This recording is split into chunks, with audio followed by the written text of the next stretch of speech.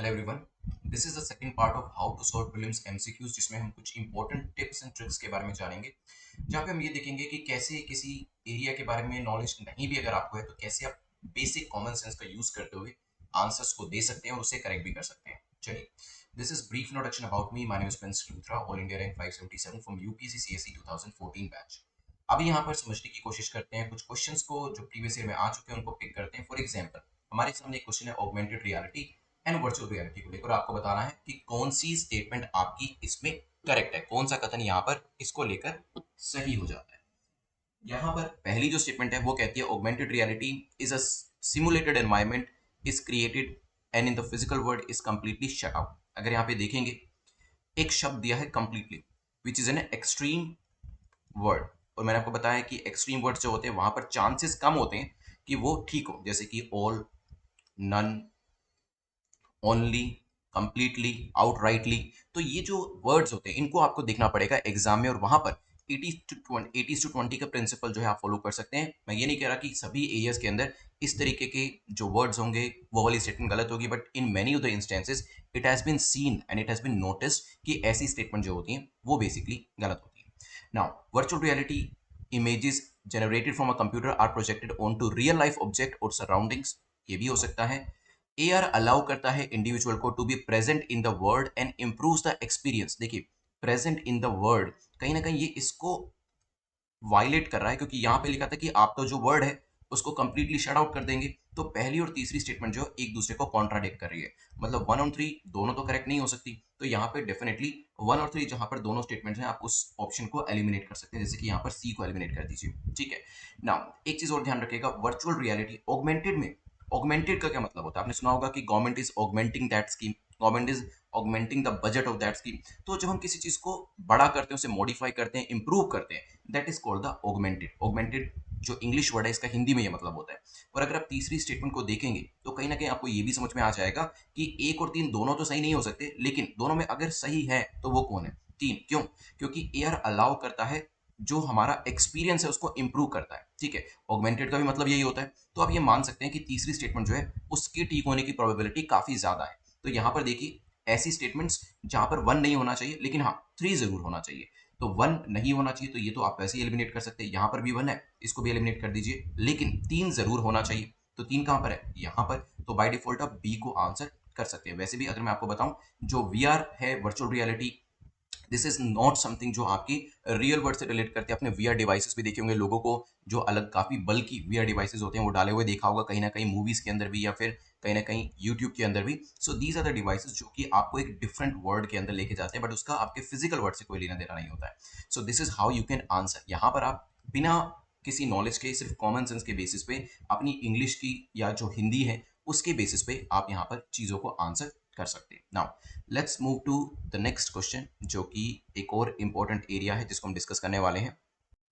Next question is जो हमारा 2019 में आया था, दिस इज कंसर्निंग सीएनजी। ठीक है, तो यहाँ पे HCNG, हाइड्रोजन एनरिच्ड सीएनजी के बारे में बात करी गई है, और इसको लेकर पूछा, बताएं करेक्ट स्टेटमेंट आपकी कौन सी है। पहली स्टेटमेंट कहती है main advantage of use of HCNG is elimination of carbon monoxide emission. तो यहाँ पे पूरी तरीके से एलिमिनेशन करने की बात करी जा रही है। ध्यान रखिएगा कि यहाँ पर एलिमिनेशन की बात करिए, रिडक्शन की बात नहीं करी। HCNG S fuel reduces carbon dioxide and hydrogen, या फिर कहीं हाइड्रोकार्बन एमिशन, ये भी पॉसिबल है। यहाँ पे लेकिन शब्द क्या यूज किया है? एक मॉडरेट शब्द का इस्तेमाल किया है। Hydrogen up to 1/5 by volume can be blended with CNG as a fuel for buses, possible है। HCNG makes the fuel less expensive than CNG, ये भी पॉसिबल है। देखिए, because the technology is new, तो लग सकता है कि यार नई टेक्नोलॉजी है, कॉस्ट शायद कम करी गई हो, लेकिन ये भी ध्यान रखिएगा, जो हाइड्रोजन एनरिच्ड सीएनजी है, क्या आपको वो आसपास दिखाई देती है कहीं पे? नहीं, आपको सीएनजी ही दिखाई देती है। And one of the reason for the same could be, and the same reason is because it is expensive. क्योंकि अगर अगर ये चीपर होती तो शायद अभी तक इसको लेकर आकर इंप्लीमेंट कर दिया होता काफी लार्ज स्केल के ऊपर। ठीक है, तो ये चीज ध्यान रखिएगा। तो कहीं ना कहीं आप जो स्टेटमेंट नंबर 4 है इसे एलिमिनेट कर सकते हैं, और जैसे ही आपने इस एक स्टेटमेंट को एलिमिनेट किया कॉमन सेंस को यूज करते हुए, आपकी पॉसिबिलिटी जो है, जो सिर्फ 25% थी या कहीं 1/4 थी, वो अब 1/2 होगी, डबल होगी ऑलमोस्ट। ठीक है, क्योंकि अब सी और डी तो आंसर होगा नहीं, या आंसर ए होगा या बी होगा, और वहां पर भी 1 2 3 बिल्कुल अलग अलग स्टेटमेंट्स हैं। यहां पर अगर आप पहली स्टेटमेंट को देखिए, it is an extreme statement, क्योंकि ये कह रहे हैं कि ये पूरी तरीके से एलिमिनेट करता है कार्बन मोनोऑक्साइड एमिशन को। अगर ये स्टेटमेंट ठीक हो जाती है तो बाय डिफॉल्ट सेकंड और थर्ड, ये बी वाला जो आंसर है वो तो हमारा इनकरेक्ट हो जाएगा। मींस ये कार्बन डाइऑक्साइड को रिड्यूस नहीं करती, हाइड्रोकार्बन एमिशन को रिड्यूस नहीं करती। ठीक है। तीसरी स्टेटमेंट क्योंकि थोड़ी सी टिपिकल है, इसको छोड़ देते हैं और इसका जरूरत नहीं पड़ेगी हमें। क्यों? क्योंकि पहली और दूसरी में से अगर हम एक को भी एलिमिनेट कर देते हैं, चूज कर लेते हैं, तो हम सीधा अपने आंसर पे पहुंच जाएंगे।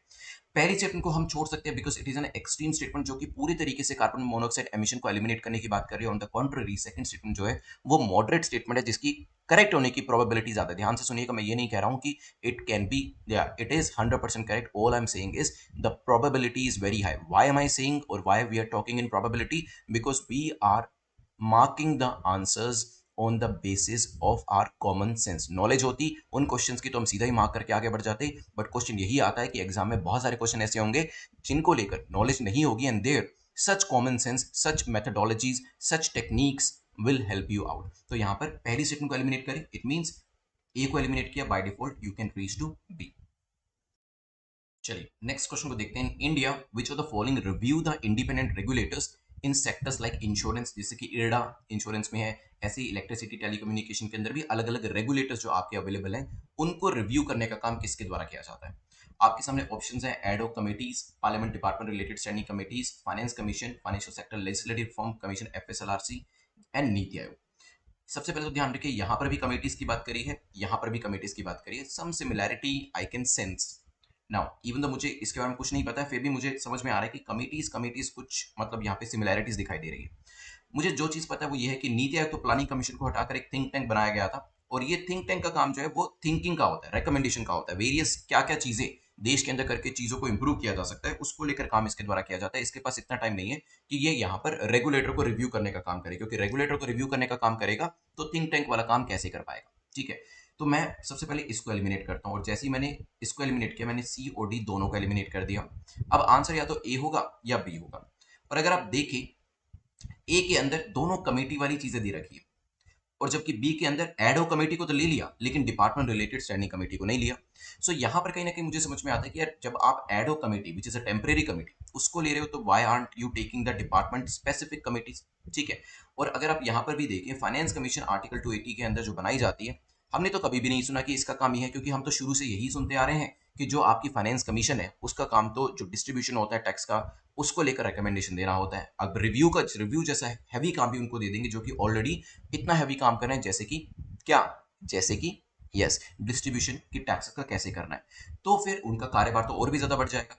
तो तभी यहां पर इसको भी एलिमिनेट किया जा सकता है, और जैसे ही आपने इसको एलिमिनेट किया, आपको समझ में आएगा कि आंसर विल बी ए। और वैसे भी हम ये जानते हैं कि जो सब कमेटीज बनाई जाती है, जिसमें काफी सारे सिविल सर्वेंट्स भी रहते हैं, उनका काम यही है कि जो मेन स्ट्रीम लोग काम कर रहे हैं, चाहे वो फाइनेंस कमीशन के अंदर हो, नीति आयोग के अंदर हो, उनको सपोर्ट करने के लिए, या कुछ स्पेसिफिक काम जो हमारे पार्लियामेंट के अंदर बाकी सारे नहीं किए जा सकते, वो हम कमिटीज को देते हैं। ठीक है। So here answer will be A. Again I am saying कि इस तरीके से आप एलिमिनेट करके चीजों को आंसर कर सकते हैं। Now let's move to one more question.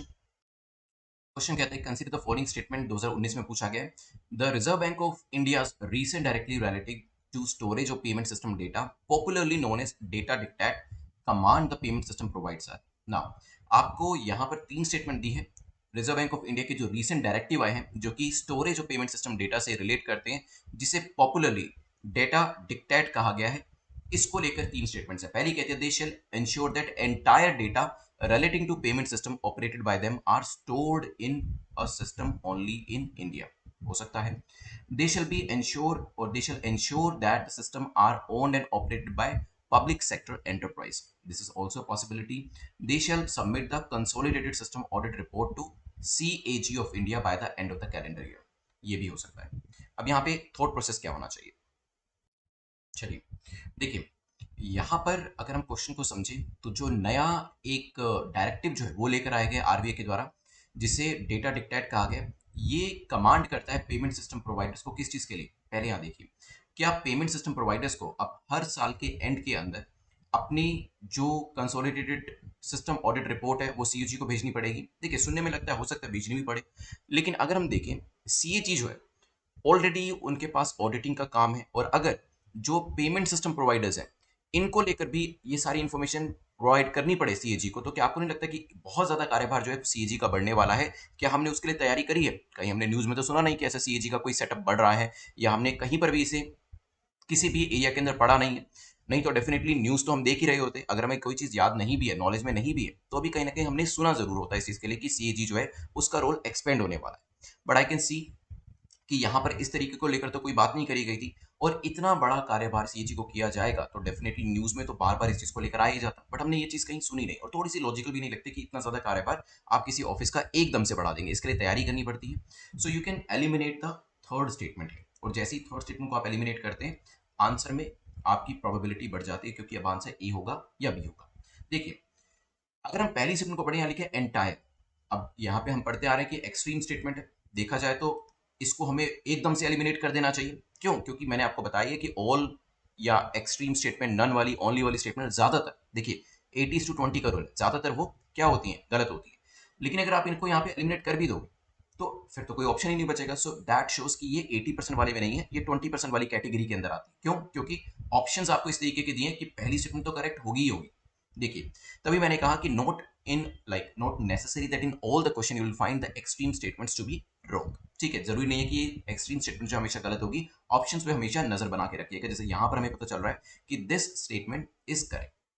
अगर हम बात करें सेकंड स्टेटमेंट के ऊपर आते हैं, दे शैल ensure that systems are owned and operated by public sector enterprise। देखिए, अगर हम कॉमन सेंस को यूज करें यहाँ पर, हमें पता है कि ये कोई 1956 की इंडस्ट्रियल पॉलिसी नहीं चल रही है। 1956 में या पुराने टाइम में होता था जब चीजों को सरकार जो थी अपने हाथ में ही रखती थी। अभी तो हम ज्यादा से ज्यादा क्या कर रहे हैं? लिबरलाइज कर रहे हैं, ज्यादा से ज्यादा एफडीआई को लेकर आ रहे हैं, ज्यादा से ज्यादा प्राइवेट प्लेयर्स को इन्वॉल्व कर रहे हैं। तो कहीं ना कहीं ये समझ में आता है, they shall ensure that systems are owned and operated by public sector enterprise. तो कहीं ना कहीं ये स्टेटमेंट जो है ऐसे दिखाती है कि हम प्राइवेट सेक्टर्स को एंट्री नहीं दे रहे हैं, which is the incorrect statement. तो आंसर क्या हो जाएगा यहाँ पर? A will be the correct answer. तो ध्यान रखने वाली बात यह है कि कई बार एक्सट्रीम स्टेटमेंट होते हुए भी आंसर में वो स्टेटमेंट करेक्ट होती है, लेकिन हाँ, उसके लिए ऑप्शंस देखना जरूरी है। Thanks for watching this video. आप इसके नेक्स्ट वीडियो का वेट करिएगा, वो भी आपको बहुत जल्दी प्रोवाइड किया जाएगा। उसके अंदर भी कुछ हम और इंपॉर्टेंट ट्रिक्स एंड टिप्स जो है वो देखने वाले हैं। और यहाँ पर चैनल को सब्सक्राइब कर लीजिएगा। डिस्क्रिप्शन में लिंक दिया गया है for the practice of MCQs. वहां पर जाकर आपको फ्रीली एमसीक्यूज मिलेंगे, और उन एमसीक्यूज को आप प्रैक्टिस कर सकते हैं, और ये सारी स्ट्रेटजीज वहां पर लगाने की कोशिश कर सकते हैं। पिछले 2 साल के एमसीक्यूज जो है वहां पर अवेलेबल है, तो आप उनको एंजॉय करके ये प्रैक्टिस जरूर करिएगा, ये जो मैं आपको स्ट्रेटजीज बता रहा हूँ। नहीं तो आप वीडियो देखेंगे, आपको पसंद आएगी स्ट्रेटजीज, लेकिन फिर जब क्वेश्चन को सोल्व करना शुरू करेंगे तो फिर ये आप भूल जाएंगे। तो exam.netmonk.com पर जाकर जो प्रीवियस ईयर के क्वेश्चन हैं वो जरूर करें, और वो आपको प्रैक्टिस करने हैं, लेकिन using these strategies, ये strategies को use करते हुए। Thanks for watching this video. Have a nice day. Take care. Goodbye.